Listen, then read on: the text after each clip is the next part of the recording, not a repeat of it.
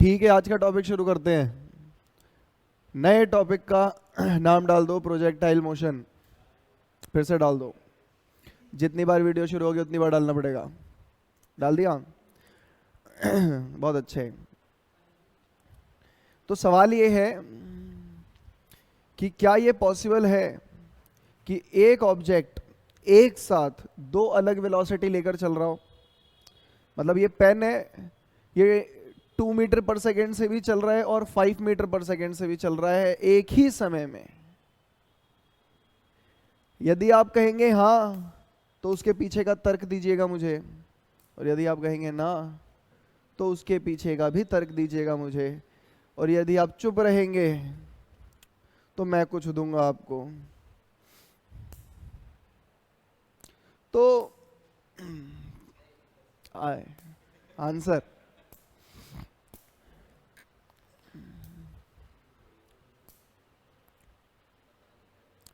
Very good, right answer.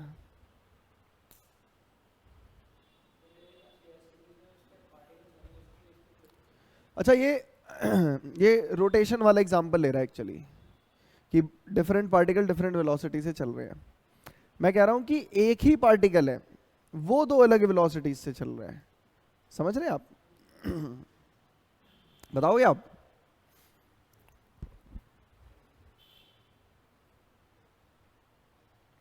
बताओ।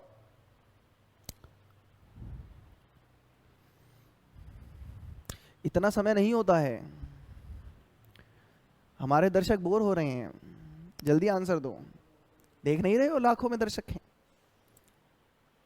हाँ।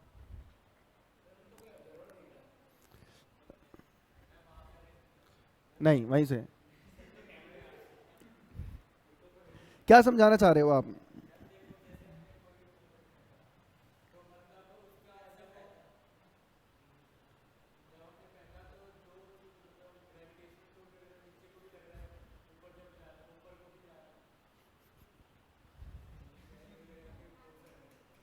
वाह वाह वाह वाह, तो ऐसा पॉसिबल है, और प्रोजेक्टाइल मोशन उसका एक एग्जांपल भी है।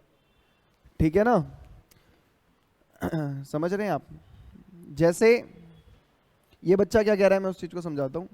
ये कह रहा है कि अगर एक पार्टिकल इस डायरेक्शन में मूव कर रहा है तो कॉन्टिन्यूसली वो फॉरवर्ड डायरेक्शन में भी मूव कर रहा है और वो अपवर्ड डायरेक्शन में भी मूव कर रहा है।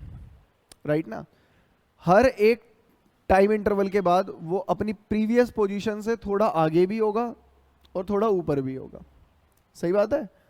मतलब वो दो डायरेक्शंस कवर करता हुआ चल रहा है।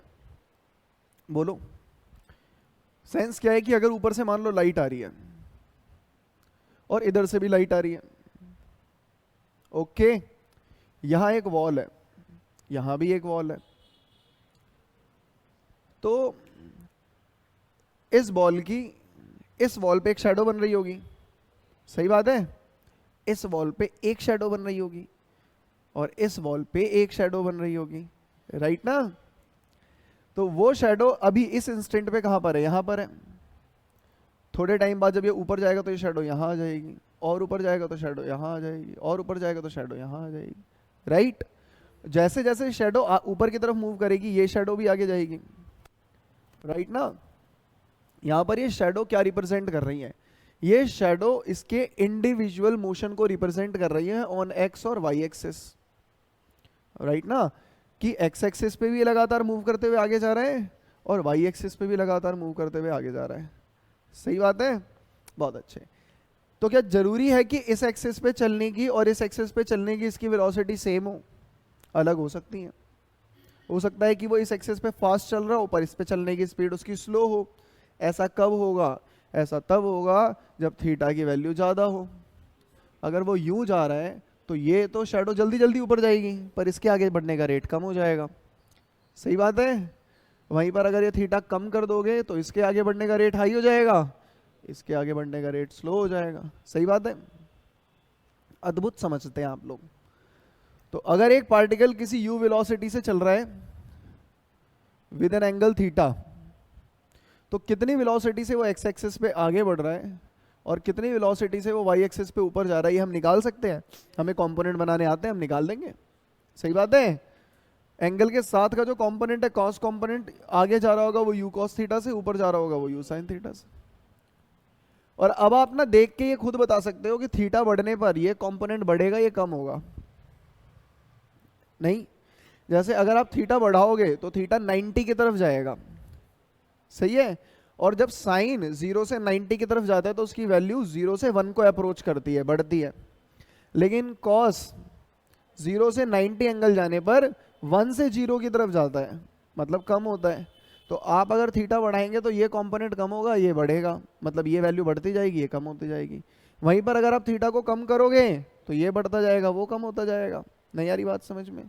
क्यों? क्योंकि जब आप कम कर रहे हो तो आप 0 को अप्रोच कर रहे हो, सही बात है। और 0 पे साइन 0 हो जाता है, कॉस 1 हो जाता है। कैच कर रहे हैं बातों को? बहुत अच्छे। तो हम हॉरिजॉन्टल और वर्टिकल कंपोनेंट ऑफ वेलोसिटी निकालना जानते हैं, राइट। अब देखते हैं प्रोजेक्टाइल मोशन क्या बोला है।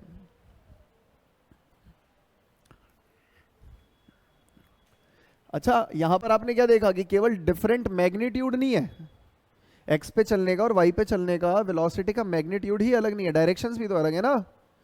तो वेलोसिटी में दोनों ही फैक्टर चेंज हो सकते हैं, मैग्नीट्यूड भी और डायरेक्शन भी, राइट है। वो कौन सा एंगल होगा मुस्कान जी जिसमें एक्स कंपोनेंट और वाई कंपोनेंट बराबर हो जाए, मतलब जिस वेलोसिटी से बॉडी इस एक्सिस पे चल रही है उतनी ही वेलोसिटी से बॉडी वाई एक्सिस पे चले?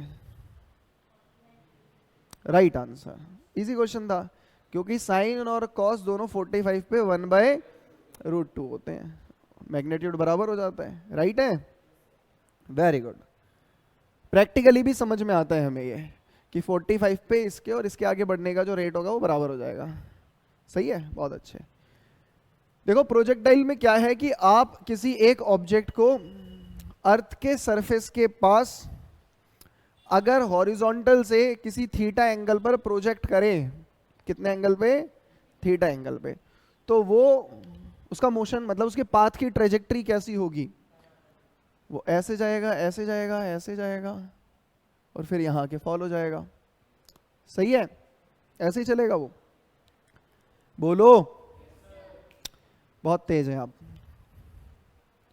शाबाश, ठीक है ना। मतलब जब आप किसी को ऐसी वेलोसिटी दे रहे हैं जो कि किसी थीटा एंगल पर है तो इस टाइप का मोशन मिलने वाला है।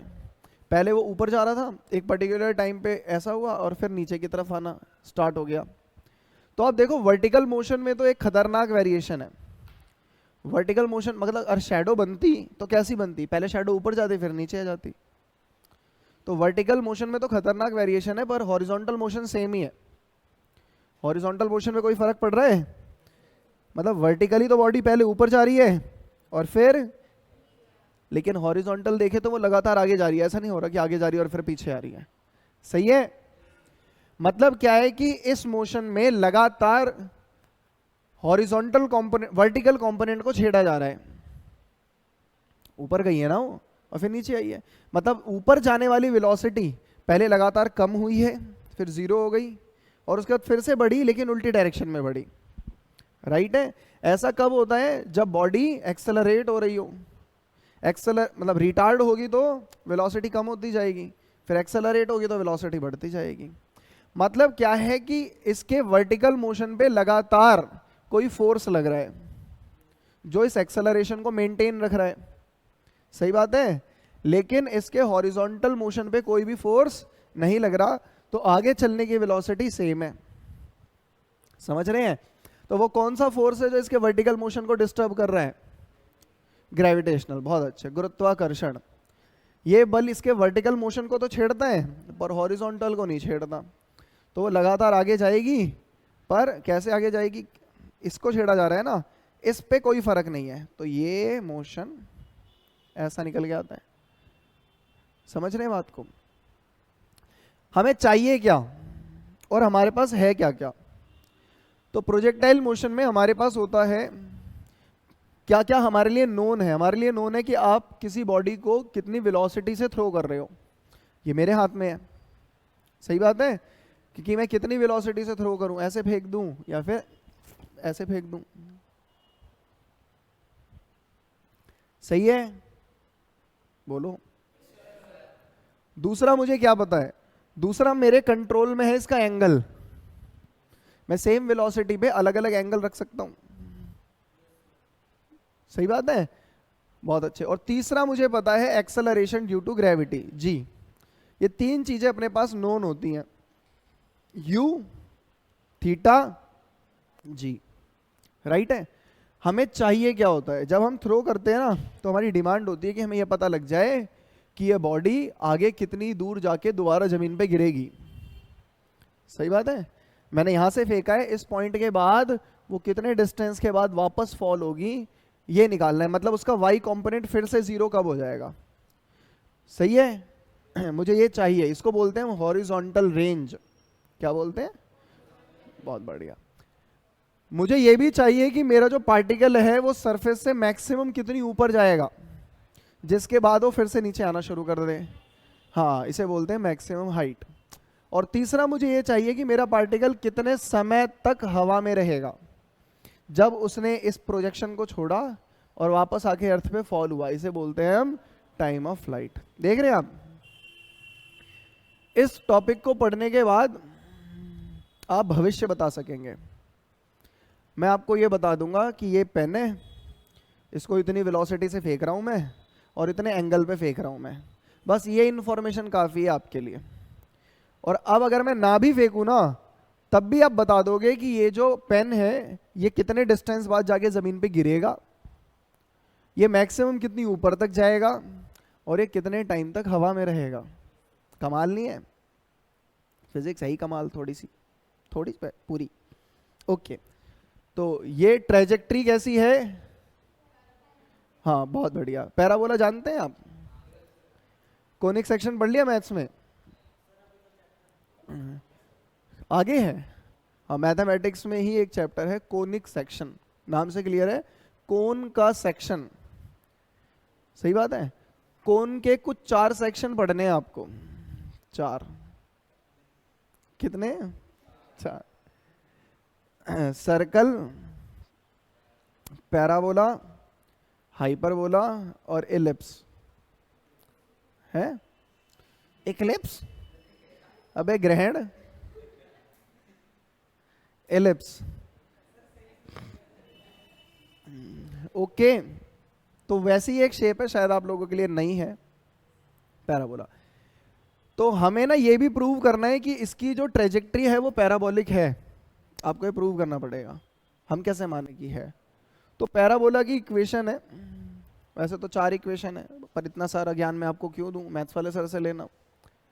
y is equals to 4ax, maths नहीं है तो बिल्कुल मत लो, okay. y is equals to 4ax²।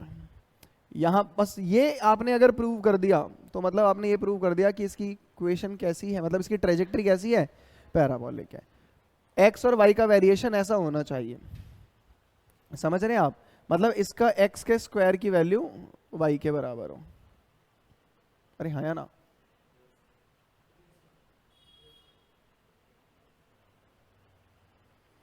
बहुत अच्छे, वेरी गुड। आगे बढ़ते हैं। तो डाल तो दिया ही आपने टॉपिक, लिखो क्या होता है प्रोजेक्टाइल मोशन, फास्ट लिखो थोड़ा सा।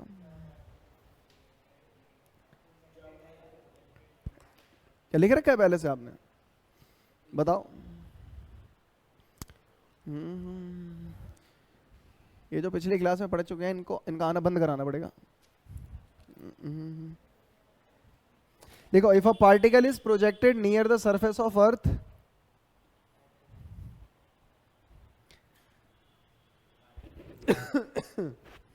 if a particle is projected near the surface of earth at an angle theta with the initial velocity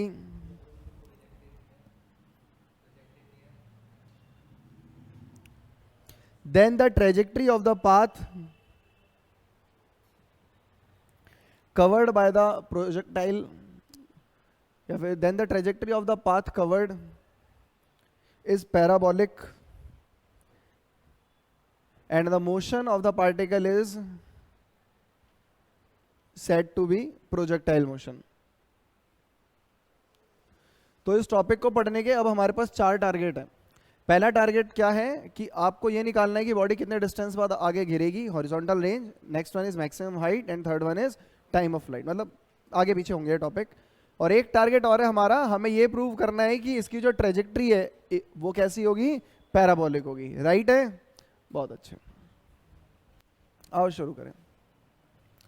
तो ये वो पॉइंट है जहां से मैं ऑब्जेक्ट को थ्रो कर रहा हूं, ठीक है, पॉइंट ऑफ प्रोजेक्शन, ऑलराइट। और ये है उसकी ट्रेजेक्ट्री, दिख रहा है?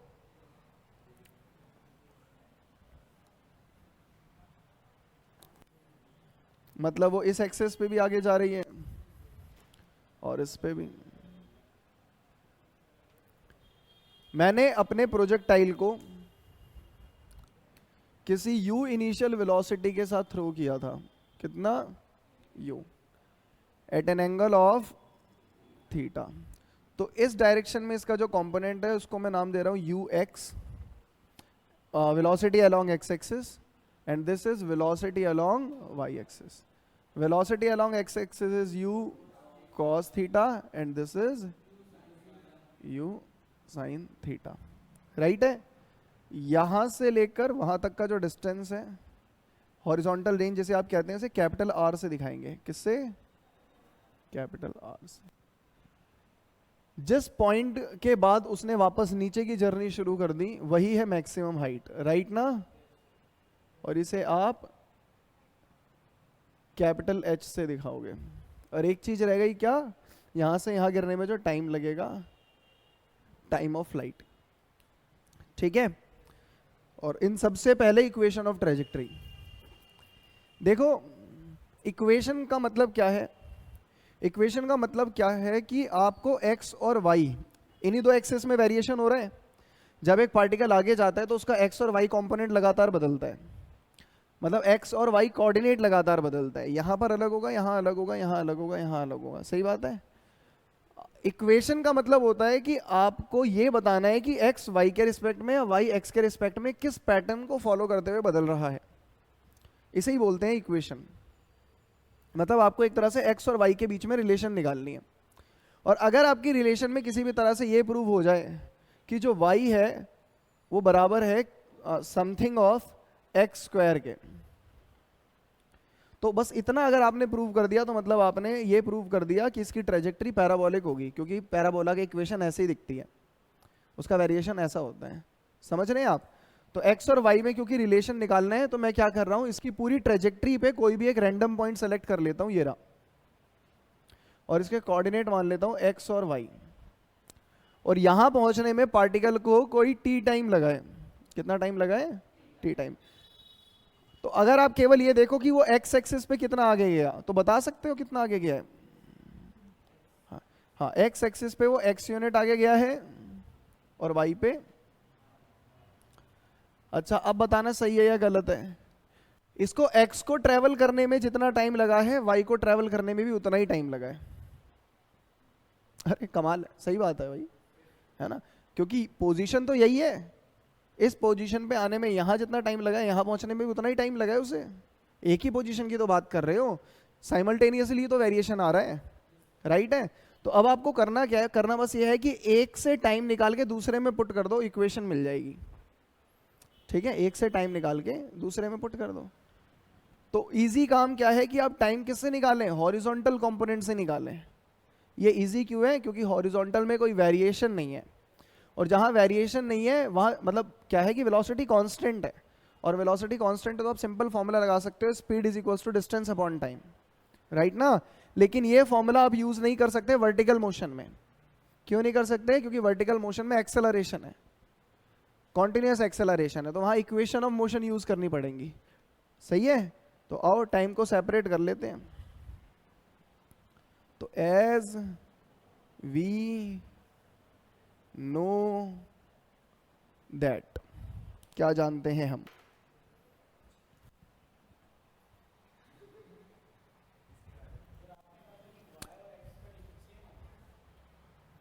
नहीं, डिस्टेंस सेम होगा ये नहीं कहा था मैंने।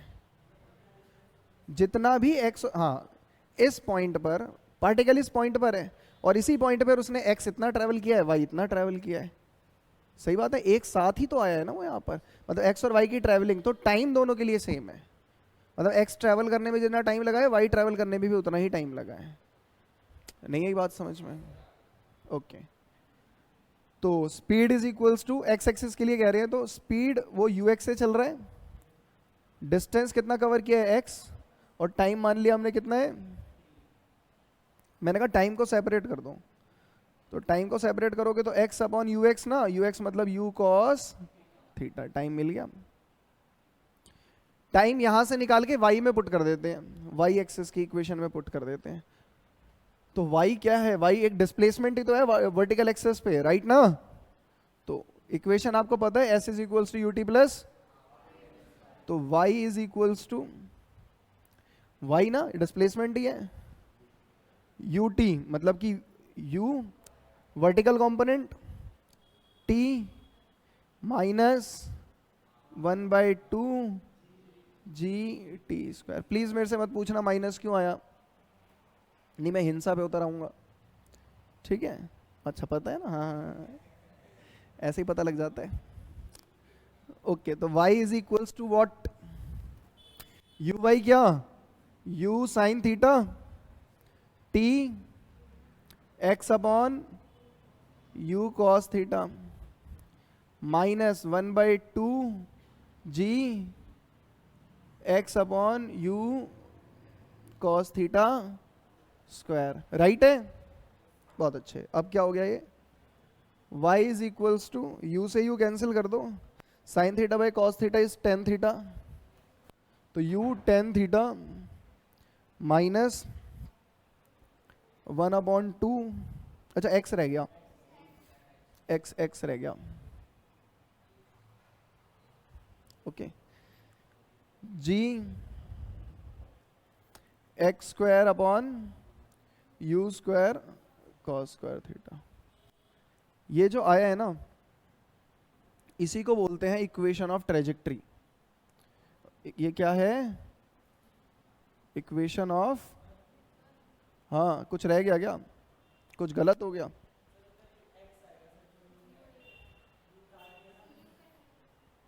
तो एक्स ही तो है, ध्यान का है तुम्हारा, एक्स टेन थीटा, ध्यान से यार फोकस ऐसे लूज मत करो। ओके, ये क्या इक्वेशन ऑफ ट्राइजेक्टरी, क्या जो हमें देखना था वो हमें दिख रहा है, तो यही इक्वेशन ये प्रूव करती है कि इसका पाथ कैसा होगा, पैराबोलिक होगा। कुछ समझ नहीं आया तो पूछ लो, वरना लाइट की स्पीड से लिख लो। प्रोजेक्टाइल मोशन में हमारे 3 टारगेट है, वैसे तो 4 टारगेट है, जिसमें से एक अचीव हो चुका है, which is equation of trajectory, जिससे हमने प्रूव कर दिया कि जो पाथ होगा कैसा होगा, पैराबोलिक होगा। उसके बाद हमारे 3 टारगेट क्या है, कि ये निकालना है कि जिस पार्टिकल को आपने फेंका है, प्रोजेक्ट किया है, वो मैक्सिमम कितना ऊपर जाएगा जिसके बाद वो नीचे आना चालू हो जाए, इसे ही बोलेंगे हम क्या, मैक्सिमम हाइट। बहुत अच्छे। और उसके बाद जिस पॉइंट से आपने उसे थ्रो किया है, अच्छा जहाँ से थ्रो करोगे वहाँ पर तो y कॉम्पोनेंट 0 होगा, मतलब वर्टिकली तो अभी उसने डिस्टेंस ट्रेवल चालू नहीं किया। जब वो दोबारा आकर x एक्सिस पे ही फॉल हो जाए, दैट इज वर्टिकल कॉम्पोनेंट दोबारा 0 हो जाए, distance travel on y axis दोबारा 0 हो जाए, वहाँ तक का टाइम निकालना है, जैसे हम बोलेंगे टाइम ऑफ फ्लाइट। बहुत ईजी लैंग्वेज में समझो तो, जब तक पार्टिकल हवा में है, सही बात है, इस पॉइंट पे आपने थ्रो किया और वापस आके जमीन पे गिरा, इस पूरी जर्नी का टाइम निकालना, इसे बोलते हैं टाइम ऑफ फ्लाइट, ठीक है। और जहां आपने थ्रो किया है उसके बाद जहां आके एक्स एक्सिस को दोबारा टच करेगा, इस डिस्टेंस को, हाँ इसे बोलेंगे हॉरिजॉन्टल रेंज। इन तीनों की वैल्यू निकालनी है, आराम से निकाल लेंगे। और आपको पता है हमारे पास नोन क्या है, नोन फिजिकल क्वांटिटी क्या है, पार्टिकल को आप थ्रो कर रहे हो, राइट ना, तो हमारे कंट्रोल में है इसकी इनिशियल वेलोसिटी, हमारे कंट्रोल में है इसका थीटा, कि मैं सेम वेलोसिटी से अलग अलग एंगल पे भी तो फेंक सकता हूं ना बॉडी को, सही बात है। बहुत अच्छे, हमारे कंट्रोल में तो नहीं है पर हमें पता है जी, सही बात है। तो ये 3 चीजें हमें पता है और हम कोशिश करेंगे कि हमारे रिजल्ट इन्हीं 3 के टर्म में आए। फॉर्मूला तो डिराइव करना ही है हमें इन्हें निकालने का, पर फॉर्मूला, हमारा फॉर्मूला सार्थक कब है, हेल्पफुल कब है? जब फॉर्मूला ऐसी फिजिकल क्वांटिटी की टर्म में हो जो नोन हो। सही बात है ना? Very good. तो सबसे पहले निकालेंगे हम मैक्सिमम हाइट। मैक्सिमम हाइट, देखो हाइट वाला जो डिपार्टमेंट है वो वाई एक्सिस का है। सही बात है। हाइट का मतलब यह है कि आप वर्टिकल एक्सिस पे कितना ऊपर जा रहे हो, उसके बाद फिर नीचे आना चालू कर दो हो जाओगे।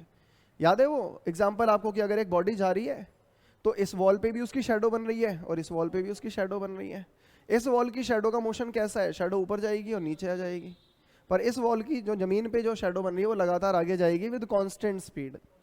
सही बात है। तो ये वाली शैडो कितनी ऊपर जा रही है, बस वही निकालना है, वही इसकी मैक्सिमम हाइट है। अगर आप किसी बॉडी को ऐसे सिंपली वर्टिकली ऊपर फेंकें तो उसकी वेलोसिटी लगातार कम होती है, मैक्सिमम हाइट पे 0 हो जाती है, उसके बाद फिर से डाउनवर्ड फॉल होती है। सेम केस होगा, एज इट इज यही केस होगा, क्योंकि ये इन्हीं दोनों मोशन का मिक्सचर है। कौन से दो मोशन? जैसे मान लो एक बॉडी को आपने ऊपर फेंका तो ऊपर जाएगी फिर नीचे आ जाएगी, आप स्ट्रेट फेंक दो तो आगे की तरफ जाएगी। ये दोनों मोशन अगर साथ में हो तो क्या होगा? बॉडी आगे भी जा रही है और ऊपर भी जा रही है, तो ये मोशन आता है। तो कंबाइन मोशन ये बनता है, पैराबोला बनता है। सही बात है ना? यही प्रोजेक्टाइल है। तो अब हमें क्या निकालना है? हमें ये निकालना है कि अगर ये वर्टिकली ऊपर जा रहा है तो मैक्सिमम कितनी हाइट तक जा रहा है। हमें ये पता है कि मैक्सिमम हाइट पर इसकी वेलोसिटी का, किसका? जो ये वाली वेलोसिटी आपने दी थी, इस वेलोसिटी का वर्टिकल कंपोनेंट 0 हो जाएगा। समझ रहे हो आप? हर पॉइंट पर जैसे यहाँ पर वेलोसिटी इस तरफ है तो ये हो गया क्या? हॉरिजॉन्टल कंपोनेंट, ये वर्टिकल कंपोनेंट। आप एक बात बताओ मुझे ध्यान से देख के कि पार्टिकल जितना ऊपर जा रहा है फाइनल आपकी जो रिजल्टेंट वेलोसिटी है वो ऐसी होती जा रही है। पहले हमने यूं थ्रो करी थी, फिर ऐसे ऐसे ऐसे ऐसे रिड्यूस होते हुए एक टाइम ऐसा आएगा जिस टाइम पे ये वेलोसिटी एकदम पैरेलल हो जाएगी सरफेस के। सही बात है। और जिस टाइम वो पैरेलल होगी ना सरफेस के, वही मैक्सिमम हाइट वाला पॉइंट है। और जब ये एंगल लगातार रिड्यूस हो रहा है तो इसका मतलब क्या है कि इसका हॉरिजॉन्टल कंपोनेंट तो सेम है, उसमें कोई फर्क नहीं है, वर्टिकल कंपोनेंट लगातार कम हो रहा है। इसके कम होने की वजह से ये इसकी शिफ्टिंग इस तरफ हो रही है। नया ही बात समझ में? रिजल्टेंट इस तरफ शिफ्ट होता जा रहा है, बिकॉज वेक्टर में जिसका मैग्नीट्यूड बड़ा होगा रिजल्टेंट उसकी तरफ झुकता चला जाएगा। सही बात है ना? हाँ, तो मैक्सिमम हाइट पर क्या हो रहा है? मैक्सिमम हाइट पर ये वाला जो वाई वाला एक्सेस है ये 0 हो जाएगा। और इसके बाद क्या होगा? इसके बाद भी वाई कंपोनेंट बनेगा, पर इस बार वेलोसिटी ऐसी है ना तो वाई कंपोनेंट नीचे की तरफ बनेगा। इसके बाद से वो नीचे आना शुरू हो जाएगा। सही बात है? बहुत अच्छे। तो एट मैक्सिमम हाइट क्या है वो आपको पता है? Maximum vertical displacement of the projectile. तो at maximum height v y कितना होगा? 0। यू वाई कितना होगा? यू वाई तो सेम ही होगा, उसमें कोई फर्क नहीं है, इसको चेंज करने वाला कोई है ही नहीं। हॉरिजॉन्टल कंपोनेंट ऑफ वेलोसिटी को कौन छेड़ रहा है? कोई भी नहीं। वर्टिकल को तो ग्रेविटी छेड़ रही है। सही बात है? अरे यार कैसी बातें कर रहे हो? एक मिनट, यू वाई नहीं यू एक्स। हाँ मतलब समझ गए ना? यू साइन थीटा ही तो 0 हुआ है ना? क्योंकि ये एंगल देखो, ये वाला एंगल था ना थीटा, और यही एंगल लगातार कम हो रहा है। सही बात है। और मैक्सिमम हाइट पे एंगल 0 हो जाएगा और साइन 0 0, तो वी वाई 0 हो जाएगा।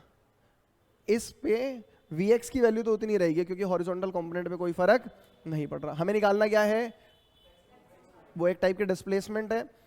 और क्या यहाँ पर मोशन एक्सेलरेटेड है? तो आंसर है यस। ग्रेविटी लग रही है, एक्सेलरेशन ड्यू टू ग्रेविटी लगातार एक्ट कर रही है इस पे।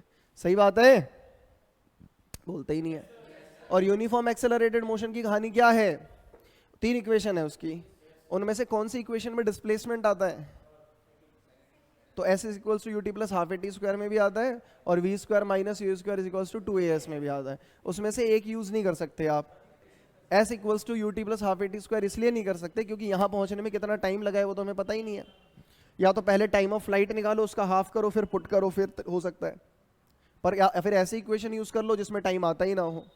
हाँ, तो यूजिंग कौन सी कर लें?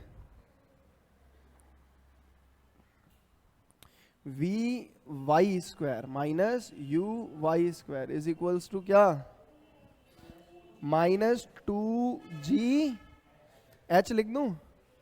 h अभी मैं इसलिए लिख रहा हूँ क्योंकि मैं vy की वैल्यू 0 पुट करूंगा यहाँ पे, ठीक है ना। h पर मैक्सिमम हाइट पर ही vy 0 होगा, तो 0 का स्क्वायर करके भी दिखाए, बहुत बढ़िया।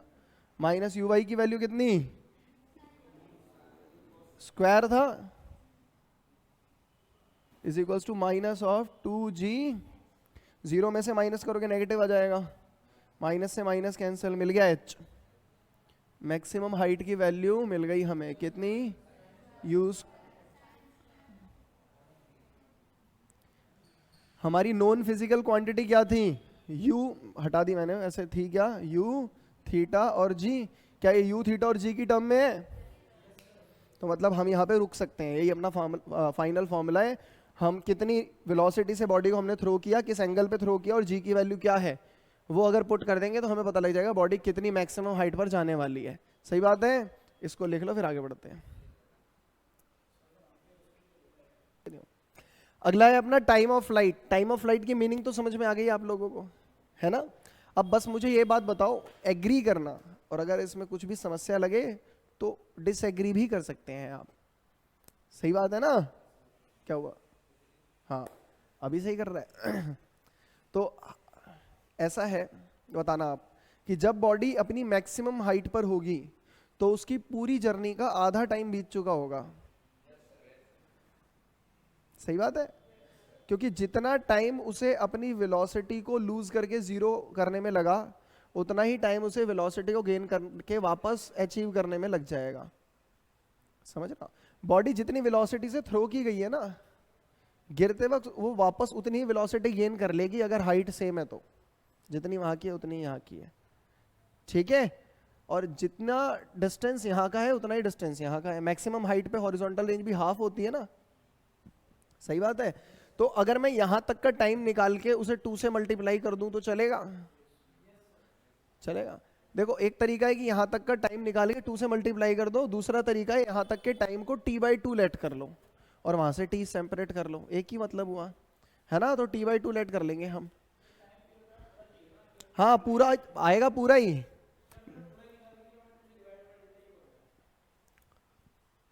आओ देखते हैं, है ना। टाइम ऑफ फ्लाइट के लिए, अच्छा हेल्प में मैक्सिमम हाइट की ही ले रहा हूं, ओके। तो मैक्सिमम हाइट पे आपको पता है vy 0, और हम यूज करेंगे v is equals to u plus 80, और uy कितना है आपको पता है, u साइन थीटा, a की वैल्यू हमें पता है माइनस g है, और क्या पता है हमें, बस इसी को यूज कर लो। तो यूजिंग कौन सी equation, first equation of uniformly accelerated motion, मतलब v y minus u y is equals to minus g t. मैं कह रहा हूं मैं वी वाई की वैल्यू 0 पुट करने वाला हूं मैक्सिमम हाइट पर। टोटल टाइम पीरियड का मतलब टाइम ऑफ फ्लाइट का जो सिंबल है वो कैपिटल टी है, तो मैं यहां पर t/2 पुट कर रहा हूं। कोई समस्या है क्या, यहां तक पहुंचने में जो टाइम लगेगा वो पूरी जर्नी के टाइम का हाफ होगा, क्या मुश्किल है इसके अंदर, राइट। और यू वाई कितना 0 minus you sine theta minus minus से माइनस, सही है। टी की वैल्यू कितनी मिल गई आपको, ये 2 मल्टीप्लाई हो गया, क्या ये भी u थीटा और g की टर्म में आ गया, क्या मतलब यहां में रुक जाना चाहिए, क्या ये प्रॉपर टाइम ऑफ फ्लाइट आ गया। इस बच्चे के मन में लगातार ये कंफ्यूजन है कि ये तो t/2 आया है, t कहां है, ये कैसा बच्चा है। अगर मैं कह रहा हूं कि x/2 की वैल्यू 50 है, तो क्या मैं ये नहीं कह रहा कि x की वैल्यू 100 है, यही मतलब हुआ ना। अगर मैं कह रहा हूं यहां तक पहुंचने का टाइम पीरियड t/2 है, तो वहां से t को सेपरेट कर लिया। देखो अगर आपके दिमागी तंतु काम नहीं कर रहे हैं तो आप यहां पर t डैश ले लें, टाइम कितना ले लें, t डैश, और t डैश की वैल्यू निकाल लें u साइन थीटा बाई जी, और ठीक है। और बाद में लिखे कि t क्या होगा, 2 इंटू टी डैश होगा, डबल होगा, सही बात है। और फिर t 2 से मल्टीप्लाई करके इसको 2u साइन थीटा अपॉन जी कर दें। अब खुश हो मित्र? अब खुश हो? पक्का? अद्भुत, हमसे मजदूरी कराने के लिए धन्यवाद। Next one is horizontal range. Horizontal range निकालना सबसे इजी टास्क है। क्यों? क्योंकि आपको पता है हॉरिजॉन्टल वेलोसिटी को छेड़ने वाला कोई कोई कोई नहीं है। There is no dissipation because air resistance zero. Zero मान लिया ना हमने कि एयर रेजिस्टेंस है नहीं। ग्रेविटी लग रही है वर्टिकल कंपोनेंट पे, तो हॉरिजॉन्टल कंपोनेंट तो मतलब वी एक्स कॉन्स्टेंट है। और अगर कोई बॉडी कांस्टेंट वेलोसिटी से चल रही है तो वो किसी टी टाइम में कितना डिस्टेंस कवर करेगी, ये निकालना मुश्किल है क्या? क्या यहां से यहां तक पहुंचने का टाइम हमें पता है? अभी निकाला 2 sin थीटा बाई जी। सही बात है। कितनी स्पीड से चल रहा है इस तरफ तो हमें पता है यू एक्स से, तो निकल गया horizontal range. Horizontal range H R. तो हॉरिजॉन्टल रेंजेस क्या इसे ऐसे लिख सकते हैं? You x into time of flight. बहुत अच्छे। That is you cos theta two you sine theta upon. अद्भुत हैं आप लोग। u को u से मल्टीप्लाई करोगे u square, 2 sine theta into cos theta sine 2 theta. इतनी मैथ्स तो है आपकी तेज। तो ये भी u थीटा और g की टर्म में आ गया। जिसे नहीं पता वो लिख ले कि साइन 2 थीटा का फॉर्मूला क्या है। हाँ जी, लिख लो बस। तो equation of trajectory, maximum height, time of light, horizontal range. मैं आशा करता हूं कि ये चारों टॉपिक आपके क्लियर होंगे। सही बात है ना? जल्दी भाग के आओ और एक बहुत ही इजी सवाल का जवाब दो। जल्दी, फास्ट। अरे बहुत इजी क्वेश्चन है, क्या है इसमें इतना घबराने वाली क्या बात है? क्वेश्चन आप सारे सुने। आपको पता है कि फॉर अ पर्टिकुलर वेलोसिटी जो हॉरिजॉन्टल रेंज होगी वो फिक्स होगी। क्या मैं एक ही वेलोसिटी पर, मतलब बिना वेलोसिटी चेंज किए, जिस वेलोसिटी से मैं ऑब्जेक्ट को थ्रो कर रहा हूँ उस वेलोसिटी को चेंज किए बिना, क्या मैं हॉरिजॉन्टल रेंज जो डिस्टेंस वो कवर करने वाला है वो चेंज करा सकता हूँ? नहीं। आपके हिसाब से नहीं? हाँ।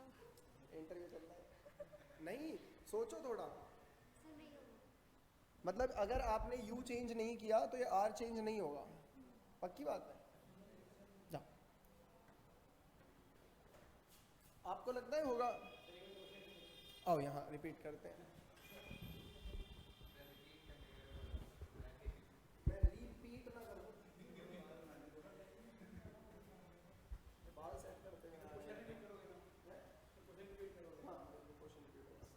बहुत ही सिंपल सा क्वेश्चन है, पहले क्वेश्चन को समझ लो मित्र, समझ लो कि एक, अगर आप किस, मान लो 20 मीटर पर सेकंड से मैंने एक पत्थर को फेंका तो वो सरफेस पे कुछ डिस्टेंस कवर करके गिर जाएगा। सही बात है? मैं कह रहा हूँ इस 20 मीटर पर सेकंड को मैं चेंज नहीं करूंगा, मैं 20 मीटर पर सेकंड से ही पत्थर को फेंकूंगा। क्या फिर भी इस रेंज को बदला जा सकता है? यस सर, यस सर, बदला जा सकता है। तो आप इसके पीछे का तर्क भी देंगे? Yes sir. हाँ, तर्क सर हम एंगल चेंज कर देंगे ना। बहुत बढ़िया। यहाँ दिमाग सुन लो क्या? तो कह रहा है कि अगर आप एंगल चेंज कर दो, थीटा चेंज कर दो, सही बात है, तो अब मुझे ये बताओ कि थीटा बढ़ाने पर रेंज बढ़ेगी या थीटा कम करने पर रेंज बढ़ेगी? हाँ, रेंज बढ़ानी है। कम करना पड़ेगा। एक बच्चा कह रहा है कम करना पड़ेगा, एक कह रहा है बढ़ाना पड़ेगा। तो पर मैंने आपको ये तो बताया नहीं कि अभी थीटा कितना है। मैंने ये तो बताया नहीं ना आपको कि मैंने u कितने पे फेंका है। अच्छा, रेंज मैक्सिमम कितने एंगल पर होगी? 90 पे मैक्सिमम। देख रहे हो बुद्धिमान को? 90 पे तो जीरो हो जाएगी गधे रे। दिस गधा रिकॉर्ड हो चुका है। हाँ, तो रेंज मैक्सिमम क्या रहा, जीरो पे, जीरो पे भी रेंज जीरो होगी, ठीक है। अगर आप थीटा को जीरो कर दोगे तो साइन जीरो हो जाएगा, साइन जीरो आर को जीरो कर देगा, और अगर आप थीटा 90 कर दोगे तो ये 180 हो जाएगा, और साइन 180 पे भी जीरो ही देता है, साइन एन पाई पे जीरो होता है, 0 पाई 2 पाई 3 पाई 4 पाई सब पे जीरो।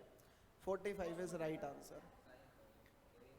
तो वो जो जेवलिन थ्रोअर होते हैं और या फिर वो हैवी बॉल जो घुमा के गोल गोल घूम के फेंकते हैं, उनकी ट्रेनिंग का ये पार्ट होता है, उन्हें ये बताया जाता है कि जब आप थ्रो करें ना तो केवल आपकी ताकत, आप कितने फोर्स से थ्रो कर रहे हैं, आप उसे इनिशियल वेलोसिटी कितनी दे रहे हैं, केवल इस पे ध्यान नहीं देना, आपको इस पे भी ध्यान देना है कि आप उसको हाथ के किस एंगल पर थ्रो कर रहे हैं, समझ रहे हो। तो अगर आपने थ्रो किया है उस भाले को 45 के एंगल पर, 45 डिग्री पर, तो उसी वेलोसिटी पर जो भी आप फेंक रहे हो रेंज सबसे ज़्यादा मिलने वाली है। तो 45 पे थ्रो करने की भी प्रैक्टिस होती है, सही बात है। बहुत जान लगा के फेंक दो और ऊपर फेंक दो, आप ही के ऊपर गिर जाए, फिर तो मज़ा ही आ जाएगा, सही बात है ना। बहुत अच्छे। तो रेंज की वैल्यू मैक्सिमम करनी है आपको, इस आर को मैक्सिमम, रेंज मैक्सिमम कब होगा, देखो हम यू को चेंज कर नहीं रहे, जी को तुम चेंज कर नहीं सकते, तो बात सारी किस पे आ गई, एंगल पर आ गई, है ना। तो फॉर आर मैक्स, इसको मैक्स करने के लिए क्या करना पड़ेगा आपको, साइन 2 थीटा की वैल्यू मैक्सिमम करनी पड़ेगी, और आपको पता है कि साइन मैक्सिमम वैल्यू देता है किस पे, 90 पे, और वो वैल्यू होती है 1, सही है। साइन 1 से ज़्यादा वैल्यू नहीं दे सकता, साइन की मैक्सिमम वैल्यू 1 है। ग्राफ पता है ना आपको, ऐसे नाचता है इसका, 1 और -1 के बीच में ही घूमता रहता है, कभी 1 से ज़्यादा नहीं, ना -1 से, ये रहा 1, ये रहा -1, सही बात है। बहुत अच्छे। तो साइन 2 थीटा, इसकी मैक्सिमम वैल्यू क्या होगी, 1। तो साइन 2 थीटा किसके बराबर हो गया, 1 देगा ये किस पे, साइन 90 पे, सही है। 2 थीटा कितना आ गया, थीटा आ गया 45, मतलब 45 डिग्री के एंगल पे रेंज मैक्सिमम होगी। इसको भी लिख लो आप कि रेंज मैक्सिमम किस एंगल पर होगी। तो रेंज कब मैक्सिमम होगी ये भी समझ आ गया आपको, इजी सवाल था। अब एक क्वेश्चन और, आप आ जाओ, जल्दी आओ, बहुत इजी है, मतलब जल्दी।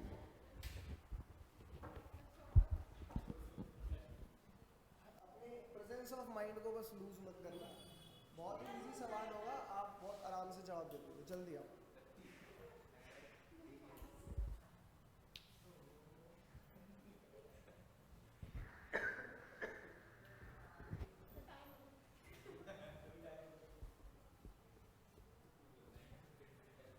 देखो, आओ आओ जल्दी आओ, क्वेश्चन आप सभी के लिए, ठीक है।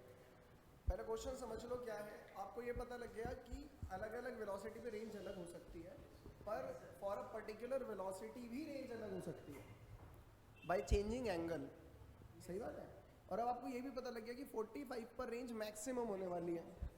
इसका मतलब क्या है कि मैं 45 से अगर एंगल बढ़ाता हूँ तो मेरी रेंज कम हो जाएगी, और 45 से एंगल कम करता हूँ तो भी रेंज कम हो जाएगी, सही बात है। जैसे आपने कभी पानी की पाइप लेकर रोड पे पानी वानी थ्रो किया होगा ना, ऐसे हरकतें की होंगी बचपन में, तो एक एंगल पे तो वो पानी बहुत दूर तक जाता है, उस एंगल से अगर बढ़ाओगे तो भी रेंज कम होने लगती है, और कम करोगे तो भी रेंज कम होने लगती है, ऐसा होता है ना।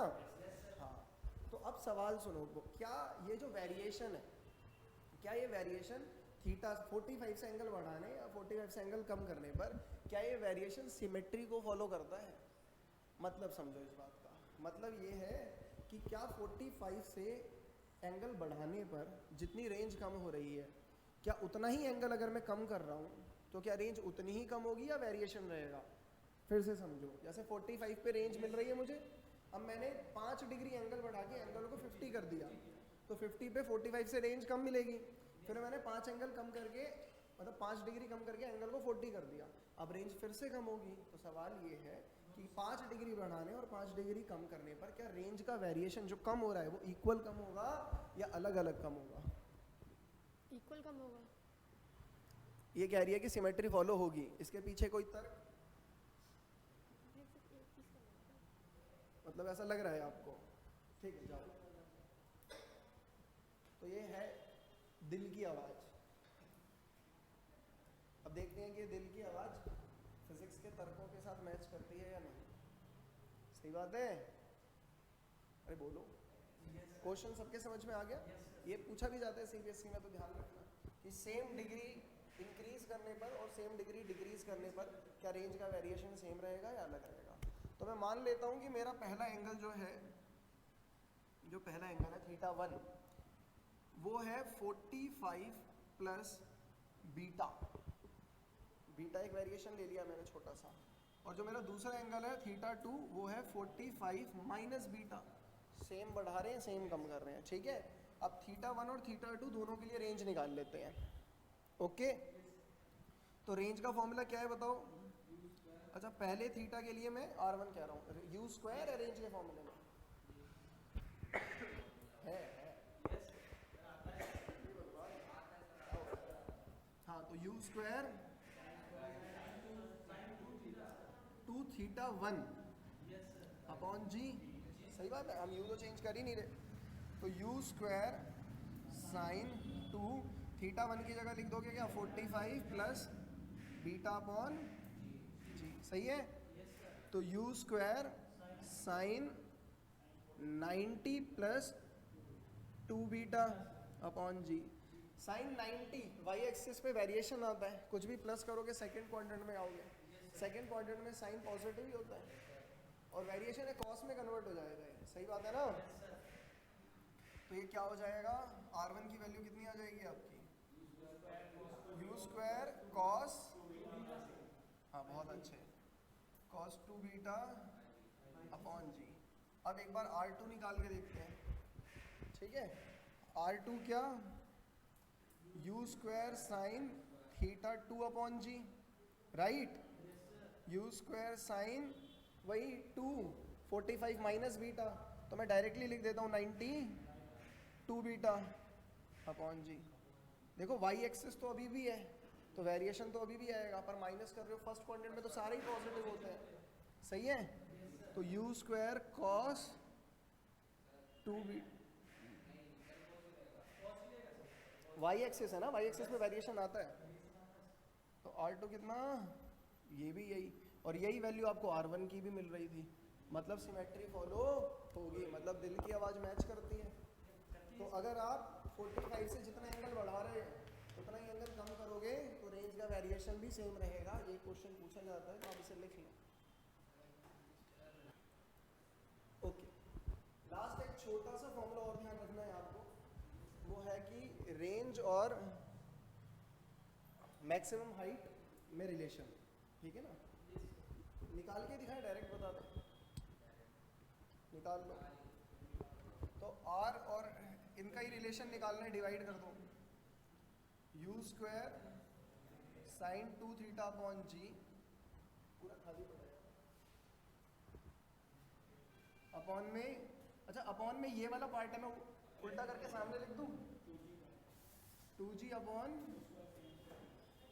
Sine square theta. ये इस g से ये g कैंसिल कर दो, बहुत अच्छे। साइन 2 थीटा है ना, इसे मैं लिख देता हूँ 2 sine theta cos theta upon में, सही है। हाँ, कुछ गड़बड़ है क्या? हाँ, तो 4 कर दो इसे, अब ठीक है।